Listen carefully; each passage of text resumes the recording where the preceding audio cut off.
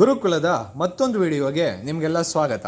ಈ ದಿನ ನಾವು ಇಂಗ್ಲಿಷ್ ಈಸ್ಟ್ ಇಂಡಿಯಾ ಕಂಪನಿ ಹಾಗೂ ಫ್ರೆಂಚ್ ಈಸ್ಟ್ ಇಂಡಿಯಾ ಕಂಪನಿಗಳ ನಡುವೆ ನಡೆದಂಥ ಫಸ್ಟ್ ಕರ್ನಾಟಿಕ್ ವಾರ್ ಬಗ್ಗೆ ಡಿಸ್ಕಸ್ ಮಾಡ್ತೀವಿ. ಈ ಯುದ್ಧ 1746 ಇಂದ 1748 ದಕ್ಷಿಣ ಭಾರತದ ಕರ್ನಾಟಿಕ್ ರೀಜನ್ನಲ್ಲಿ ನಡೆಯುತ್ತೆ. ಇಂಗ್ಲಿಷ್ ಈಸ್ಟ್ ಇಂಡಿಯಾ ಕಂಪನಿ ಹಾಗೂ ಫ್ರೆಂಚ್ ಈಸ್ಟ್ ಇಂಡಿಯಾ ಕಂಪನಿ ಎರಡೂ ಕೂಡ ಇಂಡಿಯಾದಲ್ಲಿ ಹಲವಾರು ಟ್ರೇಡಿಂಗ್ ಸೆಂಟರ್ಸ್ಗಳನ್ನ ಓಪನ್ ಮಾಡ್ಕೊಂಡಿರ್ತಾರೆ. ಯುರೋಪ್ನಲ್ಲಿ ಇಂಗ್ಲಿಷ್ ಹಾಗೂ ಫ್ರೆಂಚ್ಗಳ ನಡುವೆ ಆಸ್ಟ್ರಿಯಾ ಅನ್ನೋ ಜಾಗಕ್ಕೋಸ್ಕರ ಒಂದು ಒಡೆದಾಟ ಶುರುವಾಗುತ್ತೆ.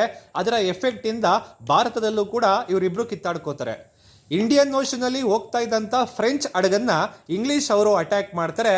ಅಟ್ಯಾಕ್ ಮಾಡಿ ಅವರ ಹಡಗನ್ನ ಲೂಟಿಂಗ್ ಮಾಡ್ತಾರೆ. ಈ ಕೋಪದಿಂದ ಫ್ರೆಂಚ್ ಅಧಿಕಾರಿಯಾದಂಥ ಡುಪ್ಲೆಕ್ಸ್ ಅವರು ಸೇಡ್ ತೀರಿಸ್ಕೋಬೇಕು ಅಂತ ತೀರ್ಮಾನ ಮಾಡಿ ಫ್ರೆಂಚ್ ಮಿಲಿಟರಿ ಲೀಡರ್ ಆಗಿದ್ದಂಥ ಲಾ ಬ್ರುಡೋನಿಸ್ ಅವ್ರನ್ನ ಮಾರಿಷಸ್ನಿಂದ ರಿಕ್ವೆಸ್ಟ್ ಮಾಡಿ ಕರೆಸ್ಕೋತಾರೆ. ಲಾ ಬ್ರುಡೋನಿಸ್ ಅವರು ಮಾರಿಷಸ್ನಿಂದ ಒಂದು ದೊಡ್ಡ ಸೈನ್ಯದೊಂದಿಗೆ ಬರ್ತಾರೆ. ಬಂದು ಇಂಗ್ಲಿಷ್ ವಿರುದ್ಧ ಸೆಟ್ ತೀರಿಸ್ಕೋಬೇಕು ಅಂತ ಅವರ ಮೇನ್ ವೇರ್ ಹೌಸ್ ಇದ್ದಂಥ ಮೆಡ್ರಾಸನ್ನು ಆಕ್ಯುಪೈ ಮಾಡಿಕೊಂಡು ಅದನ್ನು ಕ್ಯಾಪ್ಚರ್ ಮಾಡ್ಕೋತಾರೆ. ಇಂಗ್ಲಿಷ್ ಅವರ ವೇರ್ ಹೌಸ್ ಅಲ್ಲಿ ಇದ್ದಿದ್ದ ಕಾರಣದಿಂದ ಅವರೆಲ್ಲ ಗೂಡ್ಸ್ ಅಲ್ಲಿ ಸ್ಟಾಕ್ ಆಗಿರುತ್ತೆ. ಅವ್ರನ್ನ ಉಳಿಸ್ಕೊಳ್ಳೇಬೇಕು ಅನ್ನೋ ಕಾರಣಕ್ಕೆ ಏನು ಮಾಡಬೇಕು ಅಂತ ಗೊತ್ತಾಗದಂಥ ಹೆಲ್ಪ್ಲೆಸ್ ಬ್ರಿಟಿಷ್ ಅವರು ಕರ್ನಾಟಿಕ್ ರೀಜನಿನ ರಾಜನಾಗಿದ್ದಂಥ ನವಾಬ್ ಅನ್ವರುದ್ದೀನ್ ಅವರ ಸಹಾಯವನ್ನು ಕೇಳ್ತಾರೆ. ಇಂಗ್ಲಿಷ್ ಈಸ್ಟ್ ಇಂಡಿಯಾ ಕಂಪನಿಯವರಿಗೆ ಸಹಾಯ ಮಾಡಬೇಕು ಅಂತ ನವಾಬ್ ಅನ್ವರುದ್ದೀನ್ ಅವರು ಒಂದು ಸೈನ್ಯವನ್ನು ಫ್ರೆಂಚ್ ವಿರುದ್ಧ ಯುದ್ಧ ಮಾಡಲಿಕ್ಕೆ ಅಂತ ಕಳಿಸ್ಕೊಡ್ತಾರೆ.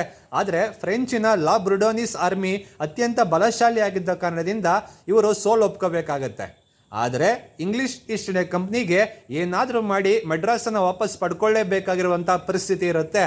ಈ ಕಾರಣದಿಂದ ಫ್ರೆಂಚ್ ಅಧಿಕಾರಿಗಳೊಂದಿಗೆ ಒಪ್ಪಂದ ಮಾಡ್ಕೋಬೇಕು ಅನ್ನೋ ಪ್ರಯತ್ನವನ್ನು ಪಡ್ತಾರೆ. ಆದರೆ ಡುಪ್ಲೆಕ್ಸ್ ಅವರಿಗೆ ಒಪ್ಪಂದ ಮಾಡ್ಕೊಳ್ಳಿಕ್ಕೆ ಮನಸ್ಸು ಇರೋದಿಲ್ಲ. ಆದರೆ ಇಂಗ್ಲಿಷ್ ಈಸ್ಟ್ ಇಂಡಿಯಾ ಕಂಪ್ನಿ ತನ್ನ ಪ್ರಯತ್ನವನ್ನು ಬಿಡೋದಿಲ್ಲ. ಅವರು ಮಿಲಿಟರಿ ಆಫೀಸರ್ ಆಗಿದ್ದಂಥ ಲಾ ಬ್ರುಡೋನಿಸ್ ಅವರನ್ನ ಮಾತಾಡಿಸುವಂಥ ಪ್ರಯತ್ನ ಪಡ್ತಾರೆ. ಲಾ ಬ್ರುಡೋನಿಸ್ ಅವರು ಇಂಗ್ಲಿಷ್ ಈಸ್ಟ್ ಇಂಡಿಯಾ ಕಂಪ್ನಿಯ ಮಾತಿಗೆ ಸೋತು ಅವರಿಂದ ಹಣವನ್ನು ಪಡ್ಕೊಂಡು ಅವರು ವಾಪಸ್ ಮಾರಿಷಸ್ಗೆ ಹೊರಟೋಗ್ಬಿಡ್ತಾರೆ. ಈ ವಿಷಯವನ್ನು ತಿಳ್ಕೊಂಡಂಥ ಡುಪ್ಲೆಕ್ಸ್ ಅವರು ಏನಾದರೂ ಮಾಡಿ ಮತ್ತೆ ಮಡ್ರಾಸನ್ನು ವಾಪಸ್ ಪಡ್ಕೋಬೇಕು ಅನ್ನೋ ಒಂದು ಆಸೆಯಿಂದ ತಮ್ಮಲ್ಲಿದ್ದಂಥ ಒಂದು ಸಣ್ಣ ಸೈನ್ಯವನ್ನು ಕರ್ಕೊಂಡು ಮತ್ತೆ ಮಡ್ರಾಸ್ನ ಆಕ್ಯುಪೈ ಮಾಡಲಿಕ್ಕಂತ ಹೋಗ್ತಾರೆ. ಆದರೆ ಇಂಗ್ಲಿಷ್ ಅವರ ಆರ್ಮಿ ಇವರನ್ನು ಸೋಲಿಸ್ಬಿಡುತ್ತೆ. ಯುರೋಪ್ ದೇಶದಲ್ಲಿ ಇಂಗ್ಲಿಷ್ ಹಾಗೂ ಫ್ರೆಂಚ್ಗಳ ನಡುವೆ ನಡೀತಿದ್ದಂಥ ಜಗಳ ಒಂದು ಸಣ್ಣ ವಿರಾಮವನ್ನು ಪಡ್ಕೊಂಡಿರುತ್ತೆ. ಆ ಕಾರಣದಿಂದ ಇಂಡಿಯಾದಲ್ಲೂ ಕೂಡ ಇಂಗ್ಲಿಷ್ ಅವರು ಫ್ರೆಂಚ್ ಅವರು ಗಲಾಟೆ ಮಾಡಬಾರ್ದು ಅನ್ನುವಂಥ ಒಂದು ಸಂದೇಶ ಬಂದಿರುತ್ತೆ. ಈ ಕಾರಣದಿಂದ ಇವರಿಬ್ಬರು ವಾರನ್ನು ನಿಲ್ಲಿಸಬೇಕಾಗತ್ತೆ ಒಂದು ಟ್ರೀಟಿಗೆ ಸಹಿ ಮಾಡೋದ್ರ ಮುಖಾಂತರ. ಆ ಟ್ರೀಟಿಯನ್ನು ನಾವು ಟ್ರೀಟಿ ಆಫ್ ಆಕ್ಸ್ಲಾ ಚಾಪೆಲ್ ಅಂತ ಕರೀತೇವೆ. ಈ ಕಾರಣದಿಂದ ಯುದ್ಧ ಕೊನೆಗೊಳ್ಳುತ್ತೆ.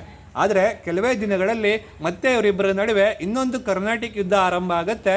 ಅದು ಹೇಗಾಯಿತು ಅನ್ನೋದನ್ನು ನಾವು ಮುಂದಿನ ವಿಡಿಯೋದಲ್ಲಿ ನೋಡೋಣ.